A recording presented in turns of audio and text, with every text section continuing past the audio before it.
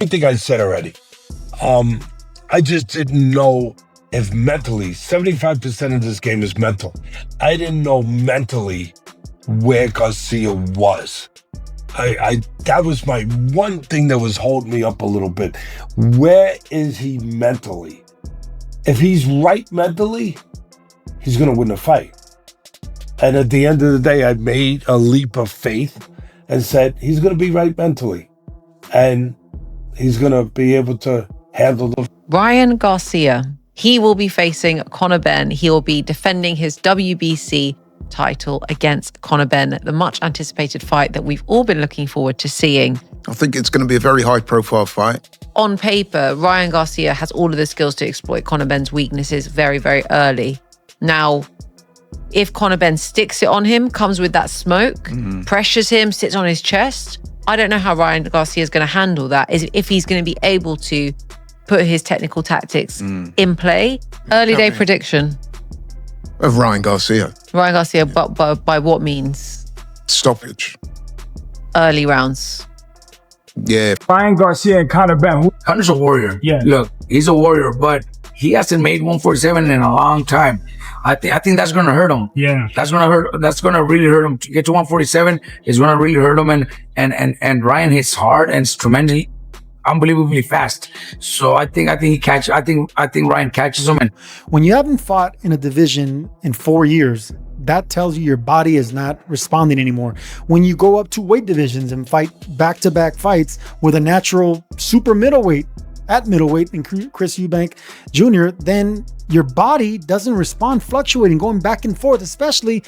But I'm rooting for Conor Benn, man, and you know, you're rooting for him? Yeah, I'm rooting over for Ryan. Over Ryan, yeah. Why is that? Because then I could go back in the UK. Oh, okay. We'll possibly have a potential fight. Wouldn't Ryan be the bigger fight though? Bigger unification? Absolutely. Yeah. Both guys are a great matchup for myself moving forward after this. When a fighter enters the ring as a heavy 4-1 favorite, the boxing world expects a dominant performance. But with September 12th approaching in Las Vegas, several respected insiders are beginning to warn about a potential upset. Legendary trainer Teddy Atlas has delivered a detailed breakdown that is getting plenty of attention, and he isn't alone. Fighters like Teofimo Lopez are also leaning toward the possibility of Conor Benn pulling off a major victory and capturing the WBC welterweight title. The reason why he was able to go 12 rounds after getting so badly hurt right from Jump Street was that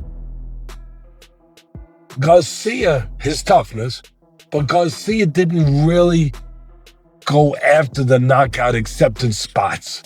He didn't consistently keep the foot on the pedal. If he did, yeah, I think he would have stopped him.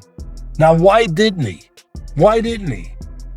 Well, I think part of it is the temperament. I know a lot of people, they don't equate this into the breakdown of a fight like that. But I think part of it is his temperament. His temperament was never to be a seek and destroy guy. Ryan Garcia's temperament was always to be a flashy boxer, an explosive boxer. And he was that. But he was never a guy that was a killer. A guy who was gonna, seek and destroy and just push you from pillar to post. According to Atlas, the biggest danger for Ryan Garcia may not be Benn's punching power, but Garcia's own mentality. Ryan has incredible speed, counter-punching ability, and a dangerous left hook, but Atlas believes those weapons mean little if Garcia cannot control his emotions under pressure. Garcia often fights in explosive bursts, but against a relentless opponent like Benn, losing focus or becoming frustrated could completely change the fight. If Benn can keep the pressure high and force Garcia into uncomfortable exchanges, the psychological battle could become just as important as the physical one. An example of what it is, you always hear the saying where they say it's easier to get the belt, but then it's harder to keep it, right? So you always hear that type of saying, and maybe Ryan right now might find out that, right? Ideally, in the business aspect, everyone wants to see Ryan win. But Conor Benn is hungry. He's in there. He's in the gym every day. He's speaking Spanish to the man, and he's not even Spanish. So, he's not Hispanic. So I think those things show the determination and what it means to Conor Benn. When he when he didn't look so great against Eubank the first time, he came back with vengeance the second time. So definitely, Conor Benn is no pushover, man. I feel, look, I said it before, I think Conor Benn might pull the upset. We just have to wait and see. The build-up to the fight has only increased those concerns. While Ben has reportedly been focused heavily on preparation, Garcia has remained involved in public exchanges and promotional drama. His online activity, betting posts, and heated interactions with other fighters have led some observers to question whether he is fully locked in for the biggest challenge ahead. To casual fans, this may simply look like normal fight promotion, but experienced boxing people understand how dangerous distractions can become once the opening bell rings. People are knocking the technique of Garcia's technique. He's not good. He's got flaws. Yeah, he's got flaws. He's got defensive flaws. He's got this. He's got that. A lot of great fighters have those flaws and they still overcome them. Some don't, but a lot of them do. And they still, because mentally, I always talk about 75% of this business is mental. 75% of life is mental. You're fighting life, no matter what that fight is. It's mental. It's mental. It's mental. And if you're strong enough mentally, you can overcome those other deficiencies. You could be perfect in those other areas, but if you're not strong enough mentally, you're not going to succeed at that level. You're not when the moment comes. And so, yeah, people will be knocking and saying, oh, the trainer should have corrected these faults. They should have, all those things. But part of the process, part of the trainer's job is not just to fix the body, the technique, the physical part, but the mental part, to understand that part, to guide them in that part, to strengthen them in that part, to move them in that part, to see what they have to see and to recognize and face what they got to face and build in those areas.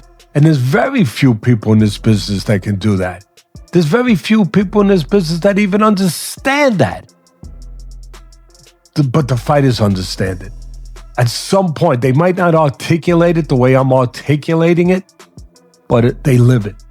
They feel it. Ben appears determined to exploit every one of those weaknesses. The British contender has openly questioned Garcia's toughness and pointed to previous moments against Gervonta Davis and Rolando Romero where Ryan struggled under pressure. Ben's message is clear. He wants to make the fight physical, uncomfortable, and chaotic from the opening bell. His goal is not simply to outbox Garcia, but to push him into a situation where he has to question whether he can handle the punishment. If Ben can turn the fight into that kind of battle, the 4-1 favorite status suddenly may not mean much at all.